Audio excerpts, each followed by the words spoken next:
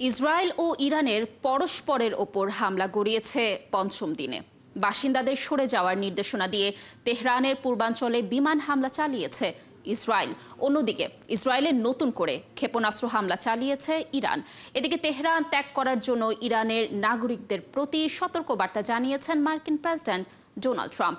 এখন পর্যন্ত ইসরায়েলি হামলায় ইরানে মৃতের সংখ্যা বেড়ে 220 জনে দাঁড়িয়েছে। অন্যদিকে ইসরায়েলে 20 জনেরও বেশি মানুষ নিহত হয়েছে। দর্শক, বিস্তারিত মনিরুজ্জামান বাবুর প্রতিবেদনে। ইসরায়েল ও ইরান একে অপরের উপর হামলা পাল্টা হামলা চালিয়ে যাচ্ছে, নেই থামার কোনো লক্ষণ। সামরিক অবকাঠামো লক্ষ্য করে তেহরানে হামলার পরিকল্পনার কথা জানিয়ে নাগরিকদের সরিয়ে নেওয়ার সতর্কবার্তা জারি করে ইসরায়েলি বাহিনী।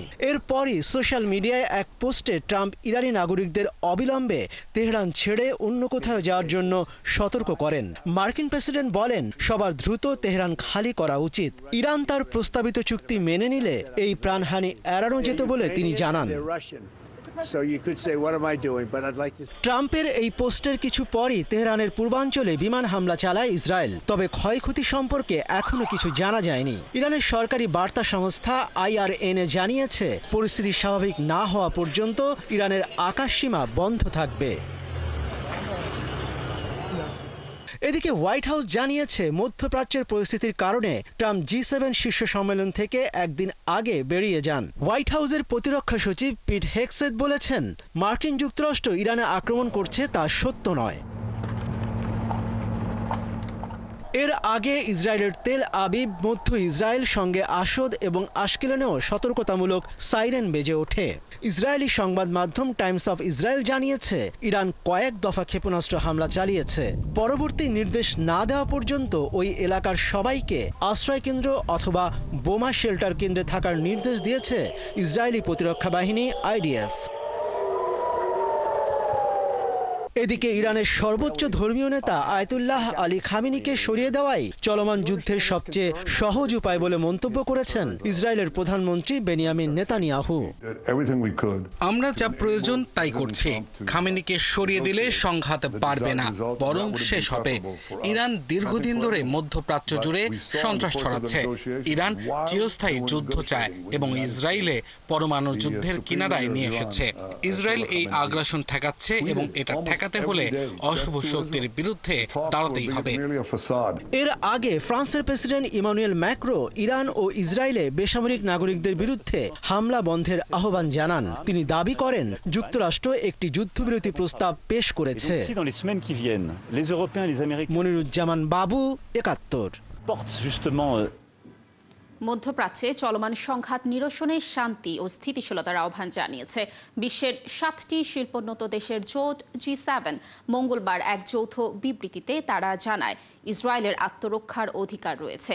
একই সঙ্গে দেশটির নিরাপত্তার প্রতিও G7-এর সমর্থন অব্যাহত থাকবে। তবে বিবৃতিতে বেসামরিক নাগরিকদের নিরাপত্তাহীনতার কথাও তুলে ধরেন G7 নেতারা। মধ্যপ্রাচ্যে অস্থিরতা ও সন্ত্রাসের প্রধান উৎস হিসেবে ইরানকে চিহ্নিত করেন তারা। G7-এর ওই বিবৃতিতে আরও বলা হয়, ইরান কখনো পারমাণবিক অস্ত্রের অধিকারী হতে পারবে না। তবে ইরান ইস্যুর শান্তিপূর্ণ সমাধানের মধ্য দিয়েই পুরো অঞ্চলের অস্থিরতা কমতে পারে বলেও মনে করেন তারা। পাশাপাশি বিশ্ববাজারে জ্বালানি নিয়ে যে স্থিতিশীল অবস্থা চলছে তা নিয়েও উদ্বেগ প্রকাশ করেন তারা। ইসরায়েল ও ইরানের মধ্যে চলমান সংঘাত বন্ধে ফোনে কথা বলেছেন রাশিয়ার প্রেসিডেন্ট ভ্লাদিমির পুতিন ও তুরস্কের প্রেসিডেন্ট রিসেপ তাইয়েপ এরদোয়ান। দুই নেতা মধ্যপ্রাচ্যের উত্তেজনাকর পরিস্থিতি নিয়ে আলোচনা করেন এবং অবিলম্বে ইরান ইসরায়েল সংঘাত বন্ধের আহ্বান জানান। ক্রেমলিনের বিবৃতিতে বলা হয়, দুই নেতা একমত হয়েছেন যে ইরানের পরমাণু কর্মসূচি সহ অন্যান্য বিতর্কিত বিষয়গুলোর রাজনৈতিক ও কূটনৈতিক সমাধান জরুরি। বিবৃতিতে আরও জানানো হয়, আঞ্চলিক স্থিতিশীলতা বজায় রাখতে শান্তিপূর্ণ সংলাপ ও সহযোগিতার ওপর গুরুত্ব দিয়েছেন পুতিন ও এরদোয়ান। এর আগে এদিন ইরানের প্রেসিডেন্ট মাসুদ পেজেশকিয়ান তুরস্কের প্রেসিডেন্ট রিসেপ তাইয়েপ এরদোয়ানের সঙ্গে কথা বলেছেন। তেহরান ইসরায়েলের সঙ্গে যুদ্ধের পরিধি বাড়াতে চায় না, তবে যে কোনো হামলার আনুপাতিক জবাব দেবে বলে জানিয়েছেন ইরানের প্রেসিডেন্ট। ইসরায়েল ইরানে পারমাণবিক হামলা করলেও পাকিস্তানও পরমাণু বোমা ব্যবহার করবে, এমন দাবি করেছেন ইরানের একজন শীর্ষ সেনা কর্মকর্তা। পাকিস্তান এ বিষয়ে ইরানকে আশ্বস্ত করেছে বলেও মন্তব্য করেছেন তিনি। অর্থাৎ সংঘাতে ধীরে ধীরে জড়িয়ে পড়ছে পাকিস্তানও। তবে গল্পের শুরুটা অনেক পুরনো। দর্শক, বিস্তারিত জানাচ্ছেন আফসানা শাওন। মধ্যপ্রাচ্যে উত্তেজনা চূড়ান্ত পর্যায়ে পৌঁছানোর মধ্যেই বিধ্বংসী তথ্য সামনে এনেছেন ইরানের এক শীর্ষ সামরিক কর্মকর্তা। ইরানের জাতীয় নিরাপত্তা পরিষদের সদস্য জেনারেল মোহসেন রেজাই টেলিভিশনে দেয়া এক সাক্ষাৎকারে বলেন, পাকিস্তান ইরানকে আশ্বস্ত করেছে যদি ইসরায়েল পারমাণবিক বোমা ব্যবহার করে তাহলে ইসরায়েলে পারমাণবিক হামলা করবে তারা। পাকিস্তান ইরানের পাশে দাঁড়িয়েছে এবং মুসলিম বিশ্বের ঐক্যের ডাক দিয়েছে বলেও দাবি করেন তিনি। তবে পাকিস্তান এখন পর্যন্ত এ বিষয়ে আনুষ্ঠানিক কোনো মন্তব্য করেনি। ইসরায়েল ও পাকিস্তানের দ্বন্দ্ব বহু পুরনো। পাকিস্তানের বিরুদ্ধে কয়েক দশক আগে ষড়যন্ত্র শুরু করে ইসরায়েল।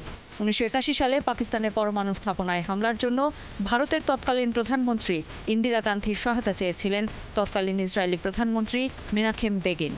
প্রাথমিকভাবে রাজি হলেও পরে প্রস্তাবটি বাতিল করেন ইন্দিরা গান্ধী। সেই সময় পাঞ্জাবে বৃন্দানওয়ালে বিদ্রোহীদের দৌরাত্ম্য বেড়ে যায়। একই সময়ে উত্তাল হয়ে ওঠে জম্মু কাশ্মীর, আর পেছনের মদতদাতা যুক্তরাষ্ট্র। এসবের জেরে দিল্লিতে জম্মু কাশ্মীর লিবারেশন ফ্রন্টের সহ প্রতিষ্ঠাতা মকবুল ভাটকে হত্যা করা হয়। অন্যদিকে বার্মিংহামে প্রাণ হারান ভারতীয় কূটনীতিক রবীন্দ্র হাথরে। রাজনৈতিকভাবেই টালমাটাল অবস্থায় ছিল ভারত। সেখানে ইসরায়েল হামলা করলেও যুদ্ধের মূল ক্ষয়ক্ষতিটা ভোগ করতে হতো ভারতকেই। ভৌগোলিকভাবে পাকিস্তান ইসরায়েল থেকে দূরে এবং ভারত থেকে কাছে। তার উপর পাকিস্তানে হামলা করলে সামলাতে হতো ওয়াশিংটনকেও। সেই সময়ের হামলার আশঙ্কাতেই 1982 সালে পাকিস্তানকে F-16 যুদ্ধবিমান দেয় যুক্তরাষ্ট্র।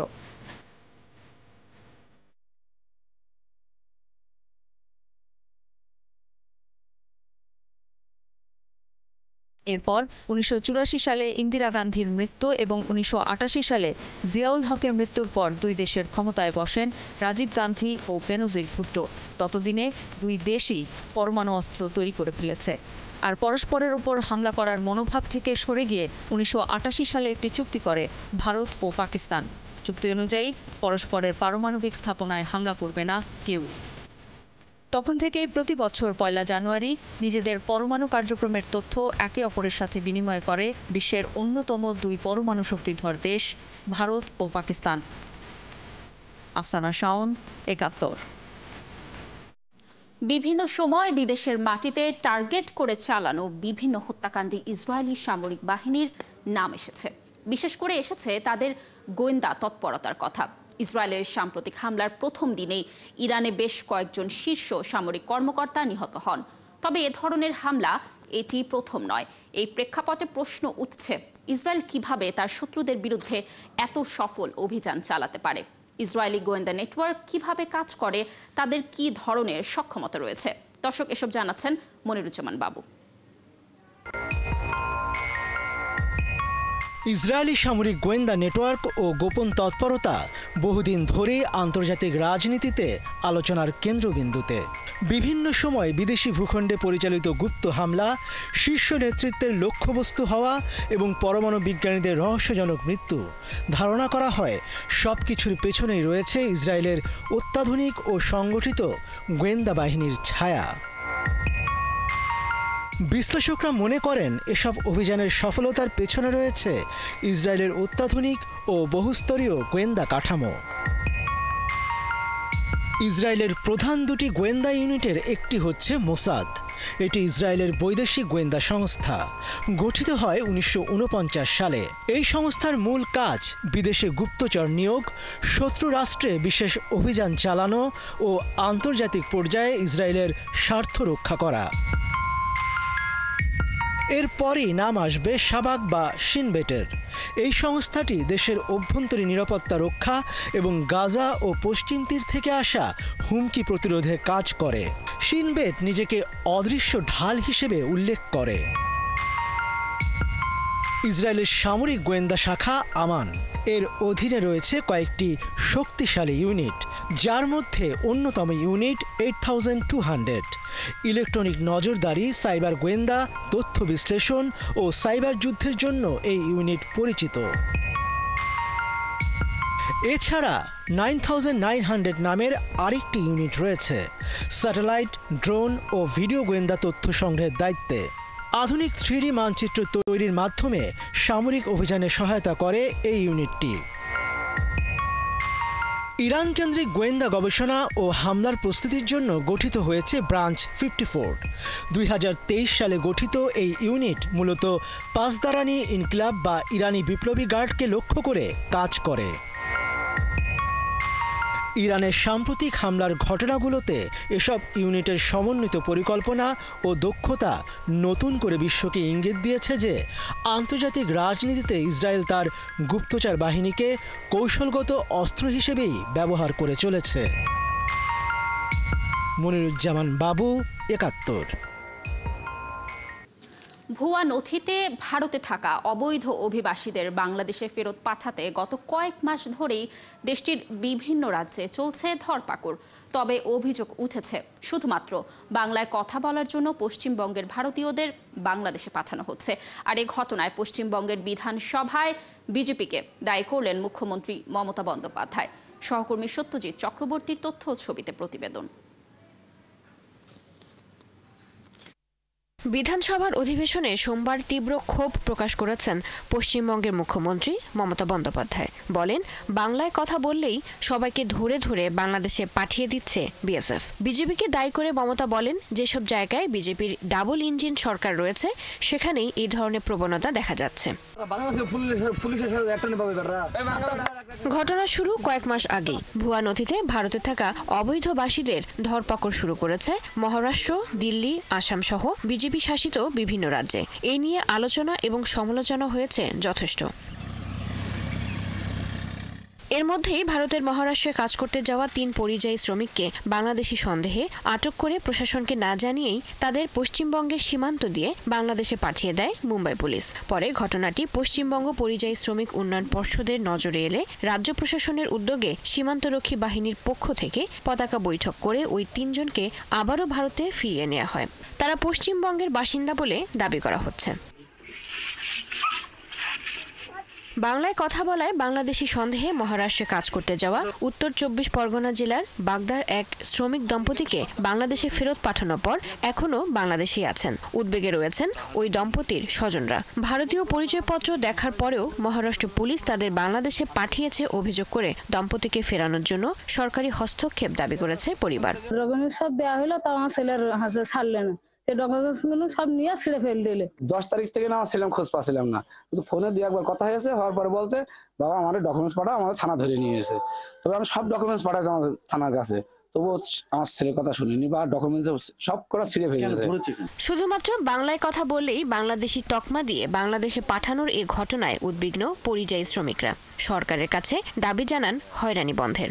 যদি এরকম পুলিশই এরকম ঝামেলা করে তাহলে আমরা কি করে খাবো? সরকারের কাছে আবেদন জানাচ্ছি যেন আমরা করতে পারি, এরকম যেন না করে।